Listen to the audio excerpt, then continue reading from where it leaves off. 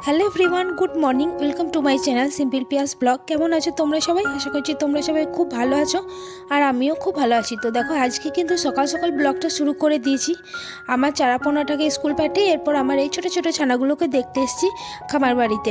এদিকে সকালবেলা একবার না দেখলে না ভালো লাগে না, তাই রোজ সকালে এসে এদেরকে একবার করে দেখে যাই।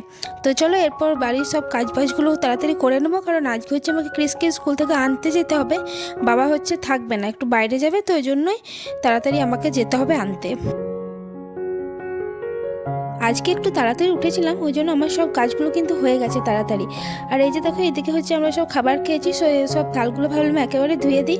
আর তোমাদের দাদাও হচ্ছে খেয়ে ডিউটি চলে গেছে, তো এরপর আমি এগুলো ঝটপট ধুয়ে নেবো। আর আমার ঠাকুরকে জল টল দেওয়া ওগুলো আগে হয়ে গেছে, ওগুলো হচ্ছে আমি কাপড় ছেড়েই করে নিই, তারপর অন্যান্য কাজগুলো করি, না হলে খুব লেট হয়ে যাবে। আর এই যে জল ভরা, এই বোতলে জল ভরা গ্রীষ্মকালে মনে হয় আমাকে সবসময় ফিল্টারের কাছে দাঁড়িয়ে রইতে হবে, কারণ তোমাদের দাদা ভাই আর আমার ছেলে এত জল খায়, মোটামুটি আমাকে সারাদিনে 6 থেকে 7 বার জল ভরতে হয়। তো জলগুলো ভরে দিলাম, বোতলগুলো সব খালি ছিল। এরপর চলে এসেছি ছাদে আমার রুমটাকে একটু বাগাতে। তো কি আর বাগাবে বলো, যা অবস্থা হয়ে আছে যে কি বলবো। বিয়ে বাড়িতে যে শাড়িগুলো পরেছিলাম সেগুলো সব আলমারিতে ভরেছি, তারপরে এখনও কিছু কিছু গোছগাছ করতে বাকি আছে, তো সেইগুলো এই যে দেখো নামিয়েছিলাম, তো আর করা হয়নি। তো ভাবলাম অন্যদিন করব। তো আজকে ভাবলাম বিছানার চাদরটা একটু নোংরা হয়েছে, তো সেটাকে একটু কেচে নেবো।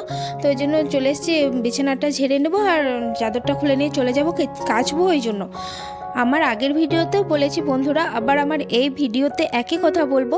যদি আমার কথাবার্তায় কোনো ভুল হয়ে থাকে অবশ্যই আমাকে কিন্তু কমেন্ট করে জানিও যে আমার কোন জায়গায় ভুল হচ্ছে। সত্যি নতুন নতুন ভিডিও করছি, ভিডিও সম্বন্ধে সেরকম কিছুই জানি না, আমার শিখতে অনেকটাই সময় লাগবে। তো যদি কিছু কথাবার্তায় ভুল হয়ে থাকে তার জন্য সরি, আর আমাকে কিন্তু তোমরা ভুলটা ধরিয়ে দিও যে আমার কোন জায়গায় ভুল হচ্ছে। দেখো, তোমাদের সাথে গল্প করতে করতে আমার বিছানাটাও রেডি হয়ে গেছে। এরপর নিচে যাব, নিচে গিয়ে ঝটপট কাচাকুচিগুলো সব করে নেব।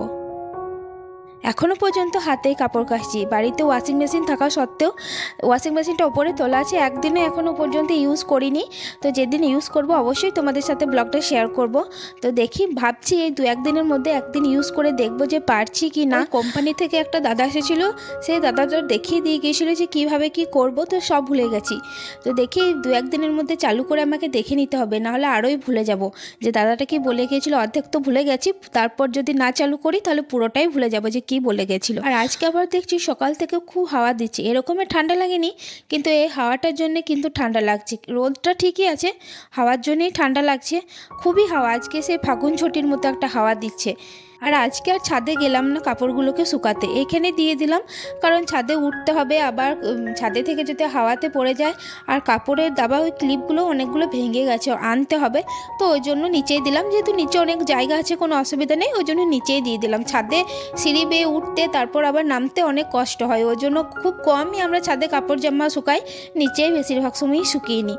তো চলো, এই দেখো আমার কাপড়গুলো সব মেলা হয়ে গেছে, কিন্তু এখনও চাদরটা এখানে কিন্তু মেলা হয়নি, চাদরটা আমাকে বাড়িতে যেয়ে মিলতে হবে। আর এইদিকে মা দেখো কতগুলো ঘুঁটে দিয়েছিল, সেই ঘুঁটেগুলোই শুকাচ্ছে। কিছুদিন ধরে মেঘলা মেঘলা আবহাওয়া ছিল, তো ওই জন্য ভালো করে শুকায়নি। আমাদের তো দেওয়ালে দেয় না, মাটির নিচে দেয়, তো ওই জন্য ভালোভাবে শুকায় না।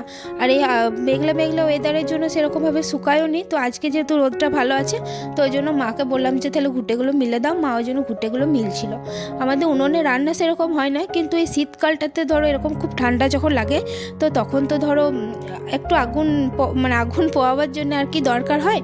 তো ওই জন্য 2-1 বস্তা করে ঘুঁটে করে রাখি, কারণ তাই এই সময় প্রত্যেক বছর 2-1 বস্তা মতো ঘুঁটে করে রেখে দেয়।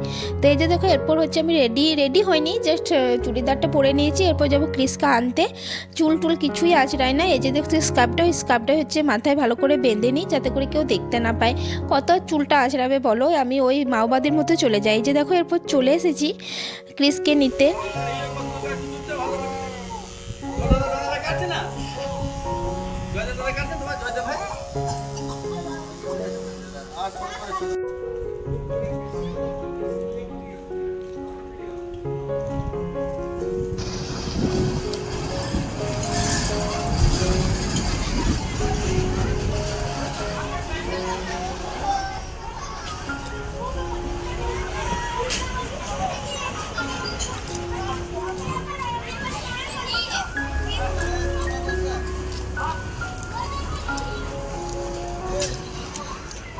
বাবারে দেখি কেমন লাগছে মুখটা, খুব সুইট। তো ক্রিসকে স্কুল থেকে এনে চান টান করে রেডি হয়ে নিয়েছে, যাবো হচ্ছে একটা অষ্টমঙ্গলার ভোজ আছে সেটাই খেতে।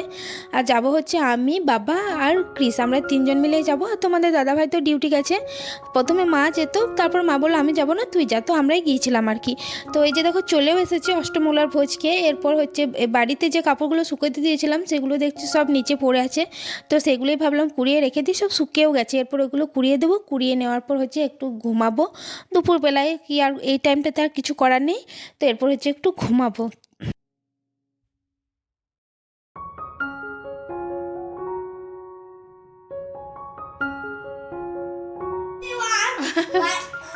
मेरे यहाँ पर हेड था और मेरा पापा यहाँ पर सो था। अच्छा मामी वीडियो कर दिया था और यहाँ पर আর এটা হচ্ছে আমার ছেলের স্পেশাল হিন্দি।